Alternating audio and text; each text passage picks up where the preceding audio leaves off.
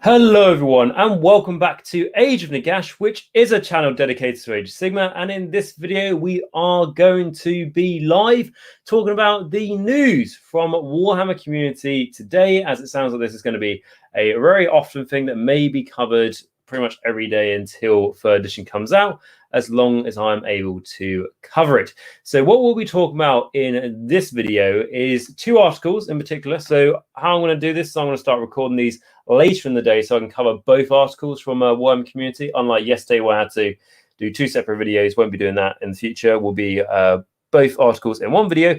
And from what I've gathered, I mean, I haven't read through all this stuff, but I can kind of guess it looks like we're going to have new scenery in this one, and talking about new lore in the first article. And then in the second article, it's all going to be about the changes to Slaves of Darkness. And like I say, I stress, I have not read through this yet. So what that means is that you'll be getting my usual first reaction and my honest review, of course.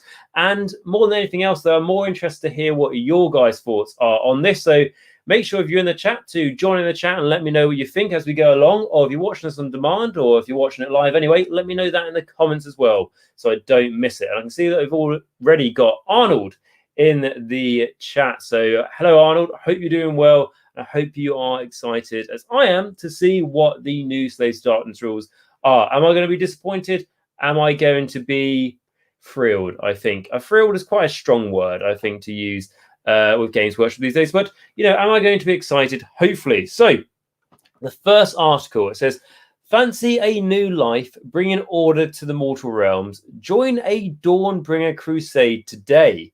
So it says, last week we had a look at how the mortal realms are shaping up towards the kickoff of the new edition of Warhammer Age of Sigmar. And in doing so, we mentioned something called the Dawnbringer Crusades. If this idea, if this makes you interested, blah, blah, blah, then you're possessed of an adventurous spirit, and Sigmar needs people just like you for the next stage in his grand plan. I'll be honest, I'm not a massive fan of Nurgle, but that is a lovely bit of artwork there. That's very cool.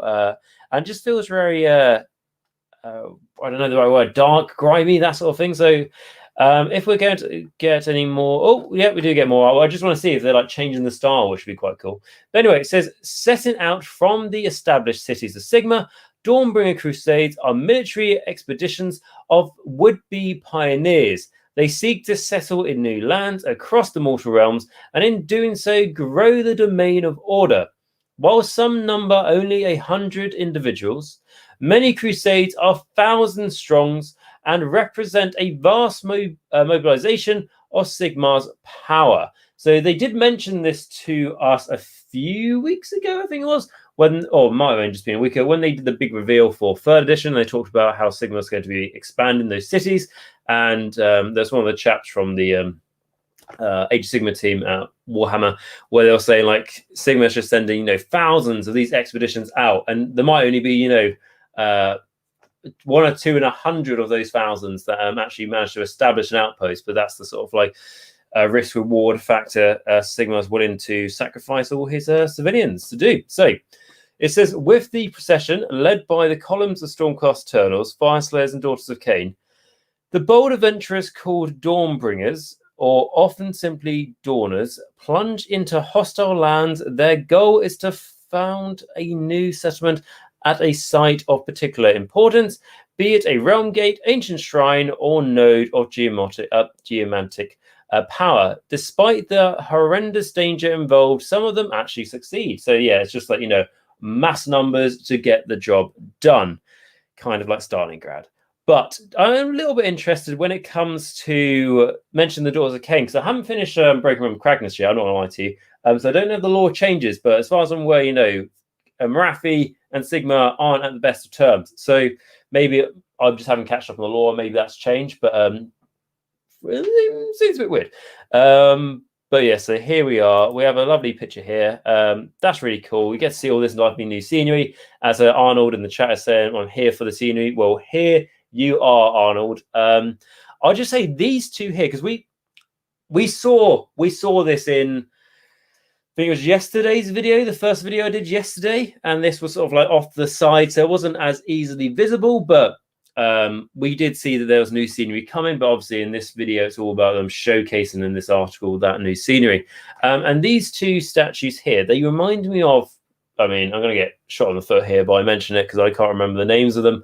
But in the Lord of the Rings, the Fellowship of the Ring, when they're towards the end of the film, and then you have like they're going down the river and the canoes, I think it is, and you have those like two statues standing there, like that sort of thing. That is what these two reminded me of, like elves. Well, no, not elves, they're men statues. Anyway, from Lord of the Rings, that's what I think it looks like. And then Robert Saxon is saying scenery looks awesome. Completely agree. I mean, I've got so much scenery already, but the great thing about scenery is if you've got your own gaming table or something, I mean, I've got my own gaming table, just don't have the space for it. But if you do, you can never really have too much scenery. It just makes the battles feel different all the time. So yeah, really, really cool. And I like the models used, like the contrast of the black and red colors versus the gold and blue. Actually looks really quite nice. So yeah, I do like that. That I was going to say, like, that looks like cool new scenery, but that is not new scenery as far as I'm aware. That's just different kits and stuff like from the temple kit cut differently to make that. And then yeah, but you do have some more scenery, which we'll get to in a moment. But it says, speaking of danger, the Dawners are rarely left to expand Sigmar's realm in peace, and many of the crusades are set upon by all manners of demons, beasts, and geists. A few hosts never make it to their target destination, while others are barely able to lay down their prefabricated buildings before a marauding band of Oryx or Chaos Warriors tears through their defenses. Yeah, because that's obviously, you know, a great point to mention, is that when they send these expeditions out, and bear in mind, like I mentioned countless time, and I really sort of like drilled into it when I did my lore video for the part 2 for the Slaves of Darkness. And what I was saying is that, you know, Sigmar may have these cities of Sigmar, but they are literally pinpricks in a sea of darkness, or, you know, like little candles in the sea of darkness. It's not like you leave a city and you walk like 70 miles and then you may get into dangerous territory. It's not like the Empire of the world of old, where I know things were dangerous, but it's not like, you know, the further north you went, you had to get quite far north until you came across marauding armies of chaos. Not the case in Age of Sigmar. Very much, you know, you go outside the perimeter of the city and, you know, you're a free game to the demonettes to do whatever they would like to do to you. But what was I going to say? Yeah, the other thing is that, you know, when they actually reach the destinations, they then have to build a civilization there. You know, they have to build a settlement, which is not the easiest things to do without all the fantastical beasts and creatures that want to eat / skin you alive in Age of Sigmar. So the next thing it says is, I mean, just look at that. I mean, we're going to skip to this artwork straight away because that just looks absolutely amazing. Like a Kharadron Overlord's fleet here, and obviously like the devoted to Sigmar. It kind of reminds me a little bit of 40k, this kind of artwork, this particular picture, because, you know, sky vessels, you know, ships, whatever you want to call them, for 40k. But then you have, you know, the very sort of like gold. It reminds me of like, you know, like a Parade on Terror or something like that, you know, Earth in 40k. I think that reminds me of, because it's very sort of like that sort of artistic style as well. So yeah, I like that.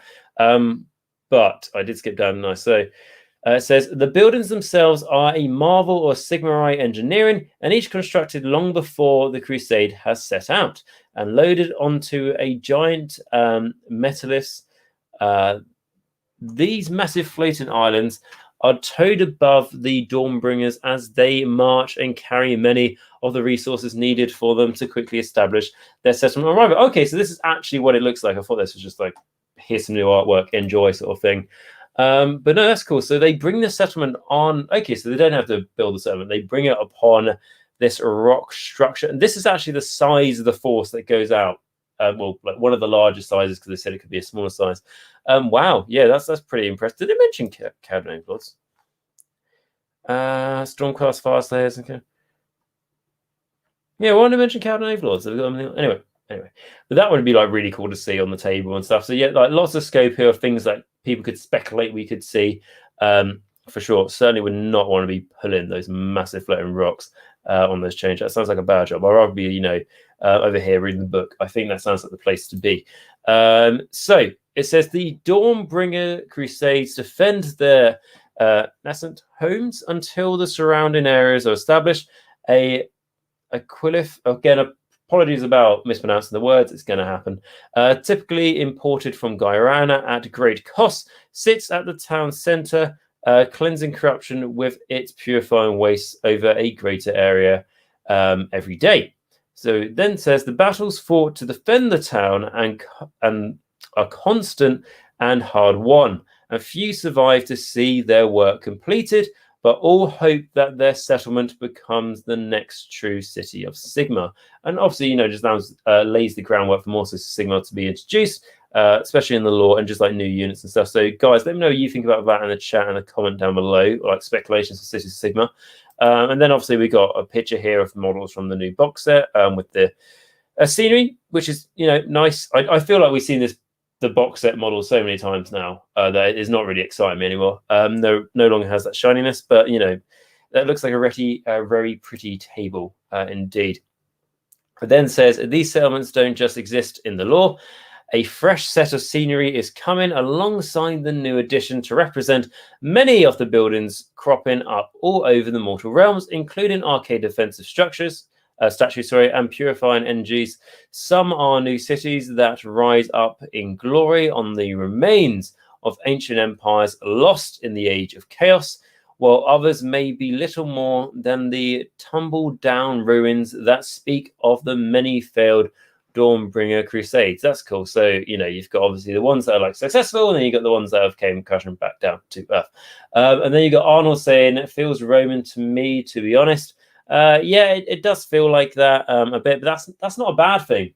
I'm very much a fan of like the ancient Roman or like ancient Greece aesthetic. That's basically what my Slaves Dark. It's basically what my Slaves of Darkness army is based around, which means that I can be buying this for my Slaves of Darkness train, which is what I probably will be doing for sure. Yeah, so I'm excited to buy all this. And then, so we've got a picture here just to give you some, it's actually bigger, isn't it, if I don't click on it. So just to give you some scale, we've got some of those 3 new Stormcasts here, and then we got those 3 Uruks there. And then, so it's a decent size. Again, not really going to say too much until we know the price, because, you know, if you get that for £30, let's just say, I will go, that's not a bad price for scenery. You know, that's pretty damn good. But if you get all of that for, you know, £60, £70, I'll be like, I'm not buying it. So I don't really want to talk too much about it because, again, we don't know a price. And we don't have a rough idea of one. But it does look cool and looks like it can be built in a multitude of ways. So it says, are you thinking of taking up the coin, Madus, and setting off on an expedition of your own? Before you go, you might want to brush up on what's happening out there with a few words from the Warhammer Age of Sigmar studio. Okay, so again, I haven't watched this or anything, so we'll watch it. Hope it doesn't go for too long, and I'll tell you my thoughts. 7 minutes, okay. Bear with me on this one. 7 minutes long, but we'll get through it. My name's Filq. I am the creative lead in the Age of Sigmar design studio. So the mortal realms have experienced a time of great upheaval. As you may know, if you've been paying attention, the Broken Realms saga has seen alliances fracture. It's even seen the land itself crack and quake and split up as these tremendous forces of gods and monsters are unleashed upon the unsuspecting people of the mortal realms. So the story is our crux point. The lore of Age of Sigmar is developed to the point that we've seen lots of different agendas and different plans and different crusades crashing together as our various protagonists and our grand alliances try and get a bigger piece of the pie. Unfortunately, this has meant a lot of broken alliances, a lot of people having to essentially up their game and really step it up for the next phase of war. Amongst the things we've seen unleashed over the course of the Broken Realms books are Morathi becoming a goddess, which is no small feat, and taking over the city of Anvilgard. We've also seen Be'lakor make his move by breaking a bunch of realm gates, even detonating a couple of the Silver Towers in order to change the nature of the skies of the mortal realms, or large swathes of the skies. So even the skies are now infected by chaos. It is not a good time to be a mortal wandering in these realms. We also have Kragnos. Kragnos is an elder god from primeval times, way before even the Age of Myth, when Sigmar first came to the mortal realms. He was trapped in a great mountain, Twinhorn Peak, and the spells of Alariel and the elves have essentially sent a surge of life, a tsunami of life energy, and counter to Nagash's necroquake. Unfortunately, the price they paid for bringing things back to a more positive note was it set free a lot of beasts and a lot of creatures and a lot of entities that were once essentially imprisoned, and Kragnos is one of those. So he's broken free and led a great war, a destruction crusade across the east of Gur, the Gurish heartlands, to the gates of Excelsis. And it did not go well for the city. It was essentially smashed to rubble, and they're now trying their best to rebuild it. And that's where we start our new era of war, the era of the beast. So throughout the developments of these tempestuous times, we've seen our various protagonists having to evolve, having to find new ways to fight in the Broken Realms. And one of those is the Stormcast Eternals. We know for a fact that they had a very hard time fighting against Be'lakor. They've been taking damage from chaos and from curses left and right. And they also have effectively a flaw in their immortality, which means that when a Stormcast Eternal dies and he's reforged back up in the realm of heavens, he loses something of himself. And sometimes that's a memory, or sometimes it's an ability, or sometimes he becomes more supernatural. But effectively, the Stormcast are eroding every time they get reforged, which is a bit of an open secret in the mortal realms. People are not happy about this. Now, they have of late found what they think is a way to deal with that. So Grungni is returned to the mortal realms, Grungni being the maker god of the Duardin. So he's put his hand, along with Sigmar, he's put his hand to making essentially Stormcast Eternals that are more durable in the soul and that have a stronger connection to the heavens. And that's where we see the Thunderstrike Stormcast Eternals, a new breed of Stormcast. They're able to not only effectively teleport down into the mortal realms in a great bolt of lightning in a stronger and more forceful fashion than ever before. So that will send their enemies reeling, or blind people, or deafen them as they thunder down in one tremendous strike on a certain area. But also, when if they are killed in battle, the reverse happens. Essentially, they will go back up to heaven with a great blaze of force and energy. And that spiritual energy can actually harm those enemies that are around them at the time of their discorporation. The return of Kragnos, the end of empires, has galvanized a lot of the stranger tribes and monsters and beasts that have been hiding or minding their own business in the mortal realms. And those are now on the warpath. And amongst them are the Kruelboyz, a new brand of Oryx, a new breed that have emerged from their fogs and their mists that they like to hide in, and started to prey on the poor fools that stray out of their cities and towns. Now, the Kruelboyz are noted for one thing above all else, which is their cunning. These guys are cunning but brutal, as the Oryx like to put it. They worship Mork more than they do Gork, and they're very much into outthinking their enemies, into fighting dirty. These guys will win, but they'll do it through the most underhand means they can possibly imagine. Unlike the good, honest scrap and muscle of the Ironjaws, who are really about brawling and about brute force and impact, these guys are the ones that will creep round behind you, or dig a pit lined with stakes, or fill your hut with poisonous centipedes. They will pull any dirty trick they can to get an edge over you. And in a way, that makes them more dangerous. At least with an Ironjaw, you know he's coming for you. He's a big, loud, obvious enemy. The Kruelboyz, not so much. They send in the mists, they send in the fog, and these horrible living mists come after you. And then only when you start to choke and you can't breathe and you end up thinking, where am I hallucinating? That's when they come out of the mists with their scare shields, these big red shields that they use, which essentially look a bit like a dragon's face or a squig's face on there. They do it to scare you, essentially. The new crusades that Sigmar is sending out from his free cities, called Dawnbringer crusades, these are huge roving caravans of armies and people and camp followers that are going out into the wilderness. Quite brave to do so, because the lands out there are still conquered by chaos. They're badly corrupted.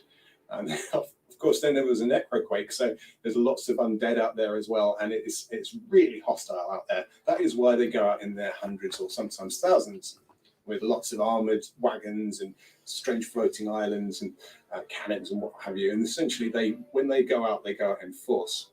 And every morning, the bells ring in the city, and they are sent out. The gates open, and more people will flow out from one or more cities to go and conquer the realms in the name of Sigmar. So I've consulted the tea leaves and cut open the entrails and what have you, and I can tell you a little bit about what the future of the Age of Sigmar holds. Essentially, we're looking at war in the wilderness, right out on the frontier, and the struggle of the common man and woman who are desperate to try and live out there and survive and take any advantage they can, whether it's an old wall, a crumbled old wall, at least that shelter, a broken statue, well, that's something we can put a lean-to or bivouac against that. They're using their initiative and their pragmatism of a up-to-date modern person to build on top of the ancient ruins and structures of myth and of empires gone by. So you're really seeing the combination of the beautiful grandeur of early Age of Sigmar, but also the grit and the pragmatism of this new era. And I think we're going to see a lot of that coming out over the next few years.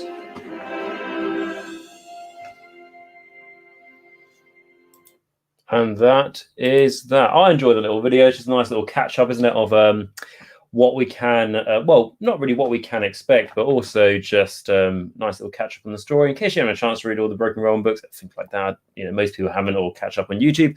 It's nice to do a little video there covering everything that we've seen happen and what we can expect further. When it says things like going right into the realms, on the frontier, I mean, Warhammer Age of Sigmar has always fought on the frontier pretty much anyway, so I feel like that's just talk for talking sense, and using, there's a broken wall there. We'll use that as a start foundation, to build our house and all that. I mean, it's just common sense, isn't it? Really. So I don't really understand that too much, but maybe things like they'll put more emphasis on things like barricade rules and ceiling rules and stuff could have more of an impact in Age of Sigmar 3rd edition, I do think. Let me know, guys, in things like future stuff like this, like. That's like a 7-minute video I just let play and then talk and stuff. And obviously, if you guys like that, or would you rather me not play these 7-minute long videos and stuff when we're doing a live video? You can let me know that now. That'd be fantastic. But during when we were watching that, we did have Robert say it would still be nice to see some scenery for the Orcs and other factions. Maybe there will be. Yeah, hopefully so, mate. I mean, like, I remember when the Idols came out, I thought that maybe they'll just get like a massive scrap heat or something like that. Obviously, a massive like Idol to Gork and Mork, and it would be really, really cool. I mean, I think the fact that the not Vampire Counts, the Soulblight Gravelords didn't get any scenery piece, and they just got the standard grave sites which they had at the start when Legion of Nagash came out. The fact that they didn't get like an actual grave site maybe is hinting that every army's still not going to be getting scenery, but it would be cool indeed. I think that's by the end of Age of Sigmar, every army will have a scenery piece, I think, maybe. And then we've got Hender saying, afternoon, mate. Thank you very much for joining. Hope you're doing well. Let me know your thoughts on what we're talking about today in the chat of this video and in the comments down below. So essentially what we're going over is 2 articles today. So first one, this one about lore, scenery, all that sort of thing. And then the second article is going to be all about Slaves of Darkness. So make sure you stick around for that. And then Arnold's just saying, yes, it's fine if you play the whole video, but stopping and adding some thoughts would make it more interesting. Yeah, cool. I'll take that note for next time. Again, don't often do live videos until lately. So definitely will take any constructive feedback and stuff you guys give me on that one. So it says, join us tomorrow as we take a look at one of the huge beasts that might be lurking out there in the wild, waiting to snack on few unfortunate dawners. You won't want to miss any future articles about the new editions, such as our confirmation of Dominion launch date, which is the 19th of June, I believe. And so make sure you sign up for the newsletter, blah, blah, blah. You can sign up there if you'd like to. Oh, this little thing down there can be quite special. So a special emblem that's worn around the neck to signify membership of the Dawnbringer Crusade. Once taken, losing is a punishable by hanging. So try to keep. Okay, so you lose the emblem, you're fucked basically. You might as well get bummed by an orc at that point. Right, so that's the first article. On to the more exciting one now. But we have got a huge beast. So new monster maybe coming out tomorrow. New a monstrous unit. We could expect to come out tomorrow. So that's cool. There's so much news coming out for this, which is obviously great, but I think doing these videos for me is nice as well, because otherwise it's just too hard to keep up on everything we can expect. But let's see if I'm going to be delighted by this Slaves of Darkness news, or I am going to be very upset and disappointed. We will have to see. I don't want to be pessimistic. I want to be optimistic. So I am going to have a positive thought on this until I start reading it. And then we've got Henderson, Warcry style. Would be cool to have that sort of thing. Yeah, for sure. I agree. And then, so talking about the Slaves of Darkness are out to conquer the new edition, and here's how they do it. They've pretty much already conquered the Mortal Realms, to be fair, but they want to hold on to it. So it's rather arrogant of Sigmar to name an age after himself. Completely agree. What a self-centered prick. When mighty chaos still reigns supreme over the Mortal Realms, like I said, isn't it? If you answer yes to this question, then we have some friends you would love to meet as we continue to look at each faction in Warhammer Age of Sigmar as they play in the new edition. And if you missed it, you can check out the Stormcast and Orc Warclan one that they've already done, which is fine. I've already reviewed it, everything else. And just to be clear, these articles are to try and help you understand why you want to play each one of these armies. They saw my why play videos, presumably, and they thought, we'll have a piece of that. So what would be interested to see is if these articles going forward are actually helping you get into the army and actually give you proper good advice. So the first thing it says is, over the coming weeks in the run-up to the release of the new edition and Warhammer Age of Sigmar Dominion, we're asking our superly knowledgeable playtesters to give us the lowdown on their favorite factions and now the new edition is affecting them. As you might have guessed, today we find ourselves in the domain of the Slaves of Darkness. So who are the Slaves to Darkness? I've done loads of lore videos on that subject let alone, so go check that out. 2+ Stuff's done some amazing ones as well. But it says, while the cities of Sigmar may offer an illusion of safety and civilization, I'm just going to call that, within their walls, the truth is that the world outside is beset by uncounted roving tribes of bloodthirsty warriors who fight and scrap for their very survival. They are the most widespread human inhabitants of the mortal realms, with the taint of chaos permeating the land itself. They exist at the whims of the dark gods, and their herald Archaon, the ever chosen. So that's, again, check my lore videos if you'd like to, because I'm not going to dive so much into that because I am really enthusiastic about the Slave Darkness lore. Like, they literally are. You think of like, oh, why is there not like so many humans and stuff in, Age of Sigmar, races? It's because predominantly they're pretty much all chaos, apart from 5-10% that are dedicated to Sigmar, let's say. So it says that is not to say that all are unnaturally evil, as many have known nothing less but the worship of strange powers and arcane rituals, but the deeds they perform empower chaos nonetheless, and their souls are destined for their gods. Dark designs, whether they like it or not. Yeah, I mean, most of the Slaves of Darkness don't even know that, the god of murder and slaughter and everything else, and the god of, a warrior god is called Khorne, as an example. It then says, on the battlefield, Slaves of Darkness are a highly varied army that ranges from waves of lightly armored raiders to disciplined ranks of ironclad warriors, speckled with all manners of powerful wizards, champions, and demonic beasts. Some warbands dedicate themselves to the service of one god in particular, such as the Blood March of Khorne, while others follow the footsteps of Archaon himself. Yeah, there's lots of different ways to play Slaves of Darkness. I've done about 20 hours worth of content on Slaves of Darkness. So if you want to know anything more about my thoughts on specific units and stuff, check that out for sure. Sub-allegiances and stuff. And then we've got Patrick saying, do you think we'll get new Slaves of Darkness models? I'm hopeful. I mean, I'll be honest, like, to anyone who hasn't missed it when I said I haven't read through any of this yet, but they did say new models today, and I'm hoping they didn't mean the scenery models. And I want to be greedy when I say that, I'm hoping. So hopefully the greedy self is right on this one, but I feel like maybe those new models will be the scenery models. You guys probably already know this, maybe it is. But I was really hoping maybe some Chaos Chosen in plastic or Chaos Marauders would be awesome for that. But they should hopefully get new models at some point.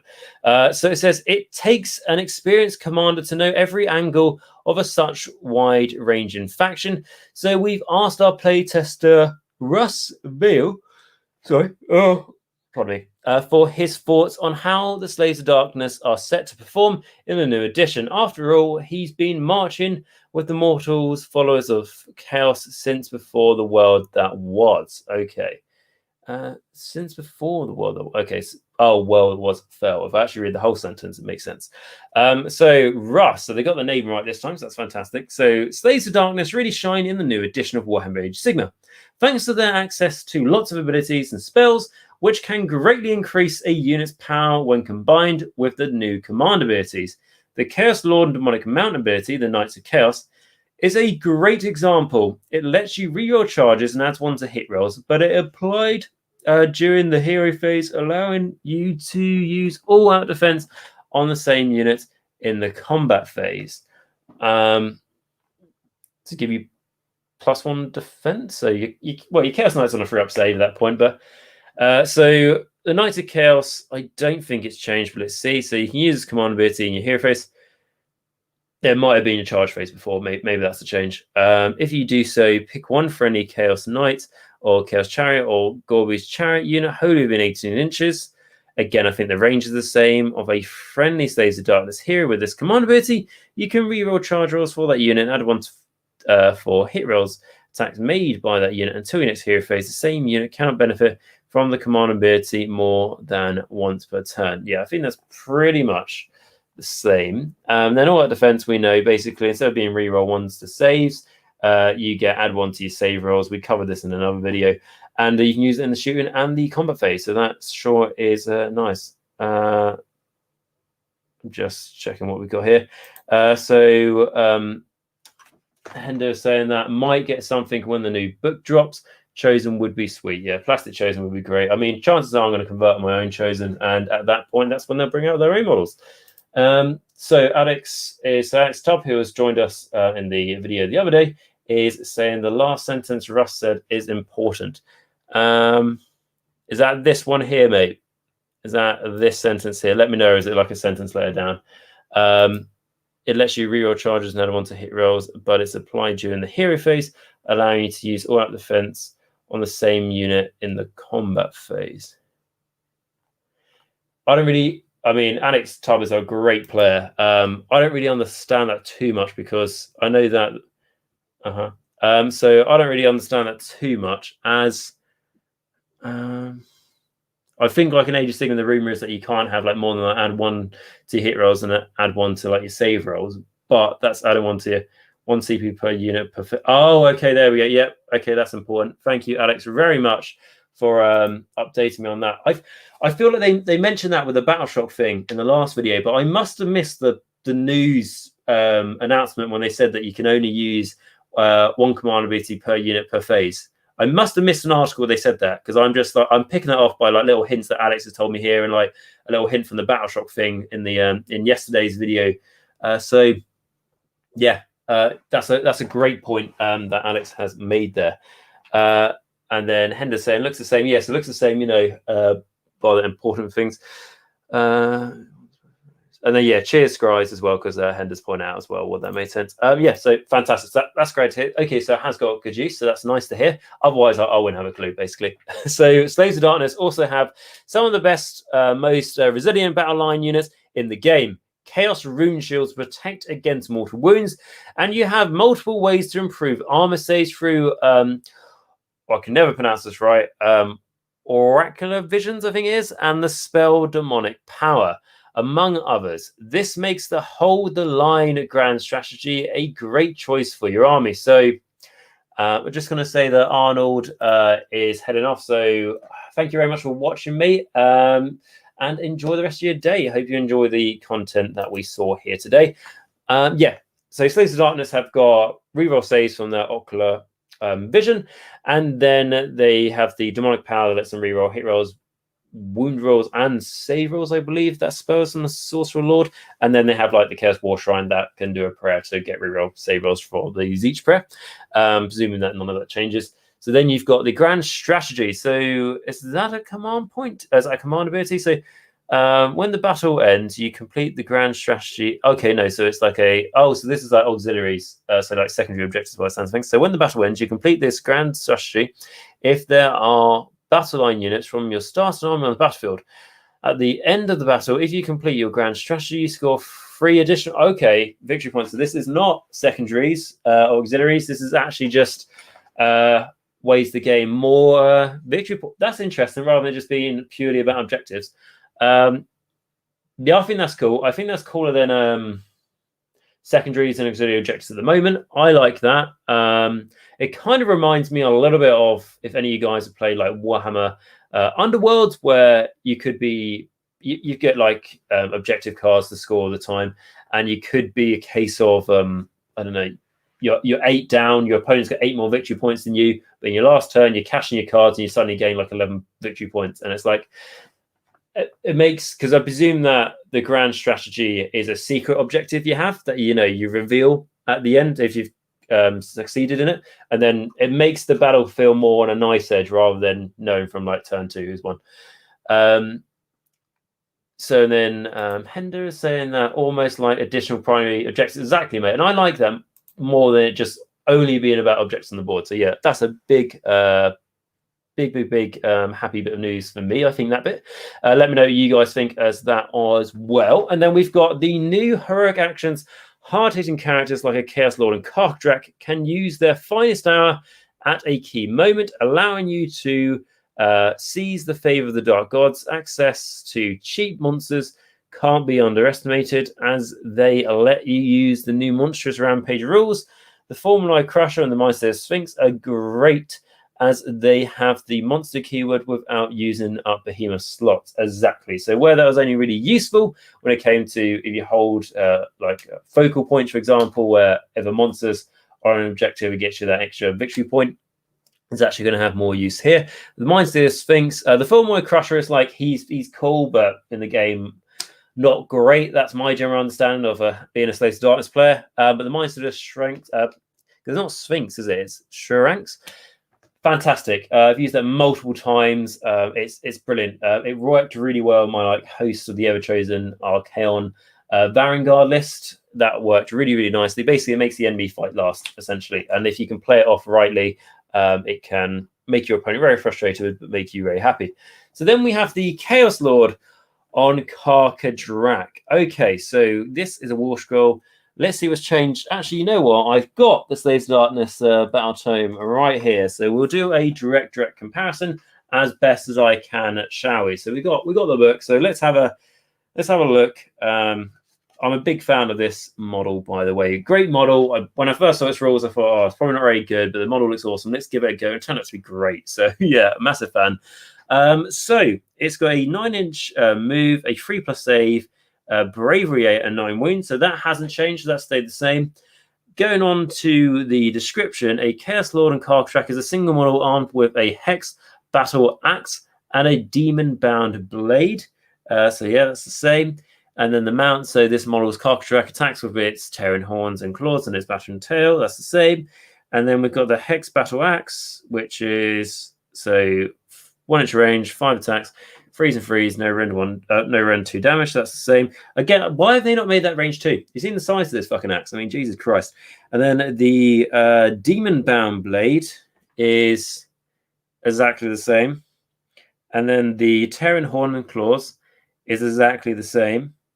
And then the battering tail is exactly the same. Very interesting stuff. But going on to the abilities, well, I imagine there's something different. Otherwise, I have no idea where they put this in the article. So we have... Thinking about it, though, that war scroll doesn't look different. Doesn't look like it's got the new war scroll, layout like we saw with the Stormcast and the Kruelboyz. Maybe that's just because they're specific to that star set. But this does not look like if we presume that layout is the 3rd edition layout for war scrolls, yeah, this is the old one. So I'm expecting this to be okay. And then Alex, to be fair, thank you for saving me some time, because there isn't anything new. So Alex, I have a question for you. If you can let me know in the chat, why did they put this in the article? If you don't know the answer, make something up. Would be great. Yeah. So and Hender thinks it hasn't changed as well, and I know Alex Tubbs is very much on it, so I trust his opinion. But sure, let me know what reason they put it in here. Yeah, it's not even like they did it to just fill space, because it's not a really short article anyway. So God knows. But anyway, going on to the biggest winners. So it says many of the changes made in the new edition. I'll put this bloody book back. What a waste of time. So many of the changes made in the new edition have an impact on existing units and presence on the battlefield. To show off how the Slaves of Darkness are reaping their rewards from the new rules, Russ picked out 3 of the war scrolls that most benefit most. I'm just thinking, is he just going to pick out the 3 best things in Slaves of Darkness book in this? But let's have a look. So Russ says the War Shrine's totem and priest keyword make it a versatile support piece. The totem lets it issue commands to units within 18 inches, equaled only by the general. Priests unlock powerful new prayers and smite and bless, and gives you the way to banish invocations and dispel endless spells. The new enchantment rules also grant access to additional general prayers like heal, curse, and guidance. All very good picks for Slaves of Darkness. Okay, that's cool. Because I was going to say the smite and bless one aren't really, you wouldn't choose them over the generic prayers this thing gets. If it was like a choice between that and the prayers this can do, you wouldn't pick the smite and bless, because this thing already gives up like a 6-up feel no pain if you're within range of it. Blah blah blah. That's a conversation I've already had before. So yeah, hopefully the 2 new ones that are heal, curse, and guidance. Hopefully that offers new things. But the totem priest thing, absolutely agree. Totem 18-inch range, brilliant. It's actually not a too bad base size. Like if you're used to playing with a Chaos War Shrine, you're used to measuring 18 inches from it. So yes. And then Annex, just going back because they had page space to fill out. The page order looks quite full, but if they had to reach like a certain space, then yes, that does make sense. And it does make sense they used one with like a basically twice the size of the other one, because there's like a second part to his war scroll. But going on to the next thing, bless, and yeah, that just gives you another 6-up feel no pain, a ward as they call it now, so we'll start calling it that. And then smite, if the enemy happens to have a priest, I don't know, if they happen to have a priest, maybe you get to do that. So yeah, not the best ones. But then going on to the Chaos Knights, which is actually, to be fair, something I posted on Instagram today, so that's cool. Massive fan of Chaos Knights. Wouldn't want to pay more than 5 of the new ones. Already done that, never doing that again, but very cool looking models. So Russ says that Chaos Knights are simply one of the best battle line units in the game. A unit of 10 makes a great target for rally and other enchantments. Combine the demonic power spell with the command ability, the Knights of Chaos, to make them nigh unstoppable at the mark of Khorne and all-out defense to turn them into an absolute powerhouse. Massive fan of Chaos Knights. I own like 15, so I've got like 10 converted centaurs and stuff for my Sinesh army. So massive fan of Chaos Knights. Really cool that Russ has mentioned them here, and that little combo as well. It's good. I've run most of my Chaos Knights I've played in like TTS, so Tabletop Simulator. When I've done that, I've used them as Khorne, and I just really like the rules, because you just find your hitting and wounding just is so successful. And obviously, the best way to go with Chaos Knights is 100% with the lances. I believe they're called lances. They might be glaives. I think they're lances. Lances, the best way to go with Chaos Knights. I know if Alex is still watching this, he agrees with me on that one. It's just do the maths, and it's better as long as you get the charge. And you don't even ask the question if you don't get the charge, because you're going to get the charge, obviously. -2 rend, 2 damage.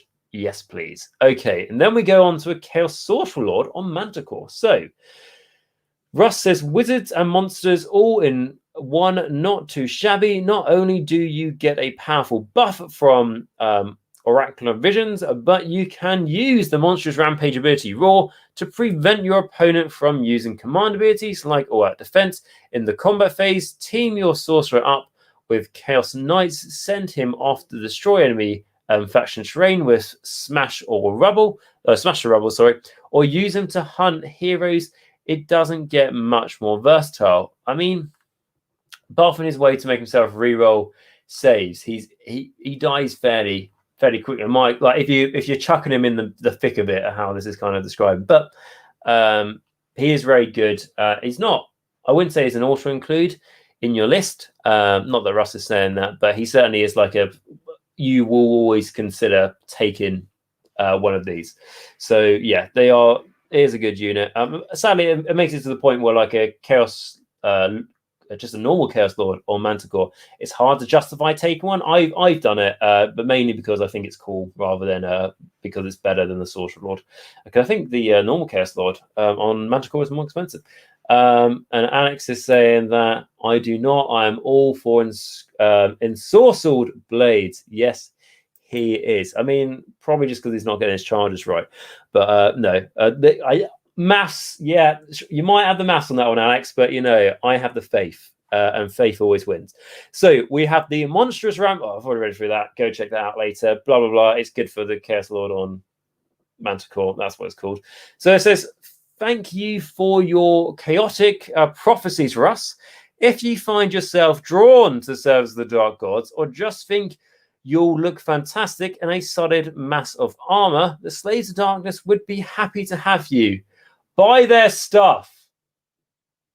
And then what does it say next? And don't add whatever you want from there. Some variant. Okay, so like last time they put what we can expect tomorrow at the end of this article, but then again they put it on the end of the last one because they talked about, you know, beasts and stuff coming out for the they didn't mention what armor it was. It's just for the mortal realms, basically, because they stalk the mortal realms, blah blah blah blah blah, and all of that. So that has been the two articles that we're covering in today's video. So talking about the lore for Warhammer 3rd edition, you know, going into it, and then also the scenery that we're going to expect to come out. We saw nice close-up pictures of that and got a better scale of it, and then the news of the Slaves of Darkness, which that's a good point. Because I've already put news of Slaves of Darkness, because that's how they sold it. Apart from this little trick that Ross pointed out, and then Alex confirmed it to me and stuff in the chat, the whole Knights of Chaos thing. I didn't learn anything new from these guys. That was disappointing. Really disappointing. Bored. Done. So that was a shame. But I hope you guys enjoyed my review of it anyway. I mean, the first article was more interesting than the second one, which is a shame because I'm a massive fan of Slaves of Darkness. But anyway, let me know your thoughts, of course, as always, in the comments of this videos. And then we've got Hender just joining Alex's side now by saying the blades are more reliable. We're not talking about reliability of the Chaos Knights. We're talking about making your dreams come true. You know, do you want to go to Disneyland, or do you just want to accept that you're going to, I don't know, just have a holiday in the UK all the time? So, you know, you gotta dream for Disneyland, Florida. That's where you gotta get, and that's where you go with Lancers and Chaos Knights. But anyway, that's the end of this video. Let me know if you enjoyed it by smashing the like button, by liking the video. That's how this, basically, I make more content, this sort of stuff, news, everything else, live videos as well. That will also be an impact if I see people liking it, see people enjoy the live stuff. And also it helps the channel out on YouTube, because it will help promote basically this video for people who aren't viewers of the channel, but will hopefully recommend it to them and hopefully help out the channel that way. If you smash the subscribe button as well, what that will do is that basically it's the definition of how the channel grows. We are so close to hitting 6,000 subscribers now. It's been amazing. Just watching that number go up and up and up, which clearly shows me that you guys have been pressing that subscribe button on my arse. So thank you so much for doing that. Honestly, means the world to me. It's a massive thing as well, like for confidence and stuff when you see, you know, your channel go up.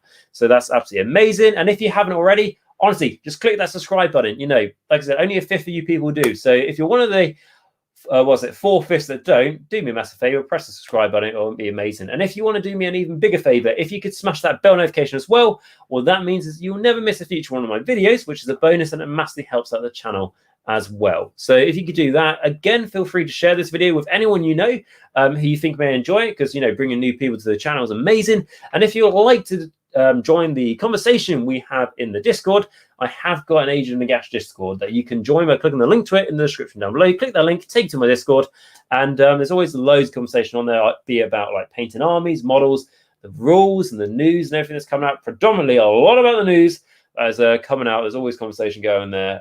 If you want to join in with that, click the link to take to my Discord for sure.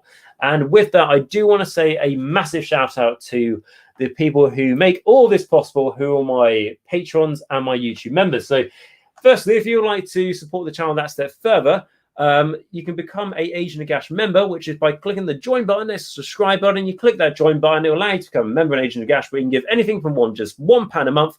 Or if you'd be more interested in my Patreon, you'll find a link to my Patreon in the top of the description down below. You can click that link, takes you to my Patreon. You can give just $1 a month. Sounds like a small thing, but like I always say, YouTube takes a huge amount of time to do, a lot of effort, a lot of resources and money as well. And if this was a business, look at how much money you make, and it's just, you know, loss. But what this allows me to do by people supporting me on that personal level, by just giving, you know, chucking $1 or £1 to the channel a month, allows me to justify it, because I know if they're willing to support me this much, that shows that they enjoy the content this much, that makes me be able to justify putting in this much time. So if you'd like to become one of these people, click the join button or the link to my Patreon down below. But to start with, these people who have already made this fantastic decision is going to be my Vampire Lord on Zombie Dragon, who is Filq. So Filq is my biggest supporter. He's been supporting me for a long time now, and then went up to a Vampire Lord on Zombie Dragon not so long ago. So thank you so much for doing that. That really is generous of you and really kind. So thank you so much for your huge support there, Filq. And then my Morgasts, who is Bleed Red. Thank you so much for your continued support, mate. Because of you, by being a Morgast for such a long time, it really is massively helping the channel. And then my massive core of my supporters is going to be my vampires. So these are going to be old and new. So Mir, Stence, Rouse321, David A, Dragoonity. I think that's the best way I've pronounced that. If you're watching this video, let me know that down below. And then we've got Ronni H, Darren L, SpareBear, Christopher H, Northdrop, Nathan F, Andrew G, Ben C, Wiggy Whooty. Thank you all so much for being vampires, being amazing, and keeping the channel going. And then my Necromancers, so it's Jacq.l, RadiationRiley, AW77, Sagas, WolfNick, Michal W, Cranky Wombat, Madcap, Christopher C, Christopher F, James S, Thomas B, Steve T, James T, Patrick F, JJ, R Christopher, and Sception. Thank you all so much for allowing me to keep this up, because when I do these videos, my aim is to help people get into Age of Sigmar, for me to be able to help them continue their Age of Sigmar journey. And by the end of the day, what that means is it just spreads the community that we all love and enjoy. And by the end of it means you've got more people to play against, more people to talk about the hobby with, and slowly take over the world with this hobby, which is the best thing on planet Earth. But with that, guys, if you could support that way, that'd be amazing. But if you can't, no worries at all. But if you did enjoy the video, all I ask is you smash the like, subscribe button, and bell notification. The best thing about it is absolutely free to do so, and helps out the channel without you spending a penny. But more than anything else, above all that, is that I'm just glad that you checked out this video today. I hope you enjoyed it. Again, any comments you can give me on feedback and all that sort of thing when I'm doing live videos, that would be fantastic. And until next time, guys, I hope you have a great rest of your day. Remember to stay safe, stay hygienic. Make sure you wear a mask, and for God's sake, wash your hands. By the time you play with the new Slaves Darkness rules that haven't changed at all in 3rd edition, you'll roll better dice. Sure, why not? But more importantly than all of that is thank you all so much for joining the chat. I can see Hendra saying bye as well. Bye, mate. I hope you enjoyed it. Thank you all for putting your questions, all that sort of thing in the chat. It's always great to hear. So more importantly than all of that, though, although that was great, until next time, remember that Nagash is all, and all is one in Nagash.